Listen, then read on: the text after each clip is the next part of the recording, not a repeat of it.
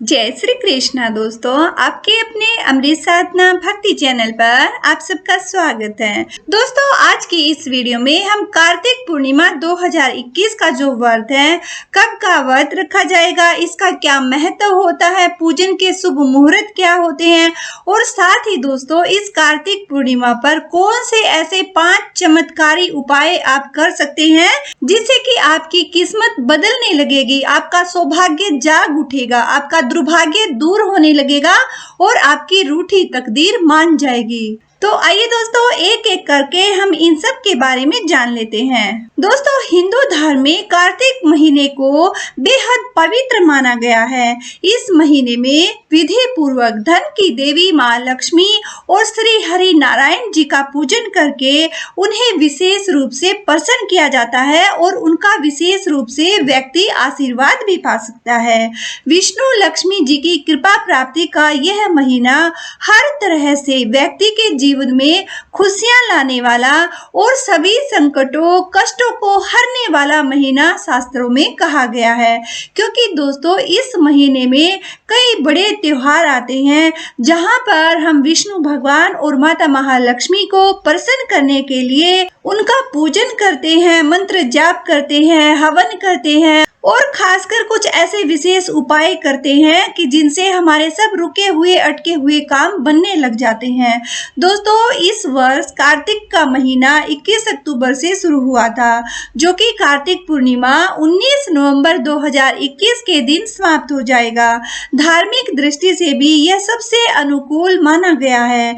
यह चातुर्मास का आखिरी महीना भी होने के कारण तुलसी रोपण करना इस महीने में अति शुभ माना जाता है। वर्ष 2021 में कार्तिक पूर्णिमा 19 नवंबर दिन शुक्रवार को मनाई जाएगी। दोस्तों, हिंदू धर्म में कार्तिक पूर्णिमा को सबसे शुभ दिनों में से एक महान दिन माना जाता है। इसलिए इस दिन कई धार्मिक समारोह अनुष्ठानों का आयोजन किया जाता है और मान्यता अनुसार इस दिन हाथी, गाय, घोड़ा और घी, रुपया, पैसा, खाद्य सामग्री जो भी सुविधा अनुसार व्यक्ति दान कर सकता है, इनमें से किसी भी योग्य वस्तु का दान करने से व्यक्ति की धन संपदा बढ़ने लगती है। और इस दिन जहां भेड़ का दान करने से ग्रह योग कष्ट दूर होते हैं, वहीं व्रतधारी व्यक्ति अगर बैल का दान करते हैं तो उन्हें शिव के समान पद प्राप्त होने की मान्यता शास्त्र में कही गई है। दोस्तों, पौराणिक मान्यता के अनुसार देवता अपनी दिवाली कार्तिक पूर्णिमा की रात को ही मनाते हैं, इसलिए यह सबसे महत्वपूर्ण दिनों में से एक दिन माना जाता है। और दोस्तों, इस पवित्र दिन पर नदी, घाट या तीर्थ स्थानों में स्नान का और अपनी क्षमता के अनुसार दान करने का भी सर्वाधिक महत्व कहा गया है। इस दिन आप किसी भी पवित्र नदी में स्नान अगर कर लेते हैं तो ऐसा कोई पाप नहीं है जो ठहर पाए, यानी व्यक्ति के सभी पाप नष्ट हो जाते हैं। दोस्तों, इस दिन किसी भी मंदिर, शिवालय या फिर नदी तट पर दीप दान करना विशेष रूप से महत्वपूर्ण कहा गया है और मान्यता है कि इस दिन दीप दान करने से समस्त देवताओं का आशीर्वाद प्राप्त हो जाता है। पुराणों में कहा गया है कि भगवान शिव ने त्रिपुरारी का अवतार लेकर त्रिपुरासुर और उसके असुर भाइयों को मार दिया था। इसी वजह से इस पूर्णिमा का जो दूसरा नाम है त्रिपुरारी पूर्णिमा भी कहा जाता है। इसलिए देवताओं ने राक्षसों पर भगवान शिव की विजय के लिए इस दिन दीपावली मनाई थी और कार्तिक पूर्णिमा के दिन भगवान शिव की विजय के उपलक्ष्य में उनके भक्त गंगा घाटों पर तेल के दीपक जलाकर देव दीपावली भी मनाते हैं और लोग अपने घरों को सजाकर श्री विष्णु भगवान और माता महालक्ष्मी का पूजन करके उनकी विशेष कृपा को भी प्राप्त करते हैं। दोस्तों, ये तो हमने कार्तिक पूर्णिमा के महत्व को जाना। आइए अब कार्तिक पूर्णिमा के शुभ मुहूर्त को भी जान लेते हैं। इस बार कार्तिक पूर्णिमा की तिथि का प्रारंभ बृहस्पतिवार यानी 18 नवंबर 2021 को 11:55 से शुरू होकर शुक्रवार 19 नवंबर 2021 को 2:25 तक रहेगा और 2:25 पर ही पूर्णिमा तिथि का समापन होगा। दोस्तों, क्योंकि 19 नवंबर को पूर्णिमा उदया तिथि में पड़ रही है, इसलिए इसी दिन कार्तिक पूर्णिमा मनाई जाएगी। और दोस्तों, कार्तिक पूर्णिमा पर स्नान का शुभ मुहूर्त रहेगा 19 नवंबर को 2:25 तक। कार्तिक पूर्णिमा का जो दान का सबसे शुभ मुहूर्त है शुक्रवार को 19 नवंबर को सूर्यास्त से पहले तक आप कोई भी दान कर सकते हैं। सूर्यास्त के बाद दान कभी नहीं करना चाहिए। तो दोस्तों, ये तो हमने शुभ मुहूर्त के बारे में, महत्व के बारे में जान लिया। अब जानते हैं उन विशेष चमत्कारी उपायों को जो कि हमें कार्तिक पूर्णिमा के दिन अवश्य ही करने चाहिए और जिनको करके हम अपनी तकदीर को संवार सकते हैं, भगवान का, भगवती माँ का विशेष आशीर्वाद पा सकते हैं। दोस्तों, कार्तिक पूर्णिमा का स्नान, दान, दीपदान, पूजा, आरती और हवन आदि करने का एक अपना अलग ही महत्व कहा गया है। इस दिन यदि आप कर्ज से मुक्ति होकर धनवान बनने के रास्ते खोलना चाहते हैं तो दोस्तों, ये 5 उपाय हम आपको बता रहे हैं। इनमें से किसी भी एक उपाय को आप कर सकते हैं। दोस्तों, पहला जो उपाय है दीपदान का। देखिए, पवित्र नदी में दीपों को प्रवाहित करने से व्यक्ति को कर्ज से मुक्ति मिलती है और घर में धन समृद्धि बनी रहे, आपके घर में बरकत होती रहे, आपके घर की फिजूल खर्ची बंद हो जाए, रोग शोक दूर रहे, तो इसके लिए भी आपको दीपदान अवश्य ही करना चाहिए। चाहे आप 5 ही दीपक प्रज्वलित करें, विष्णु भगवान के मंदिर या फिर शिवालय में आप दीपदान अवश्य कीजिएगा। और दोस्तों, आप तुलसी माता के पास, पीपल देव के पास, वट देवता के पास, इन पौधों के पास भी दीपदान कर सकते हैं।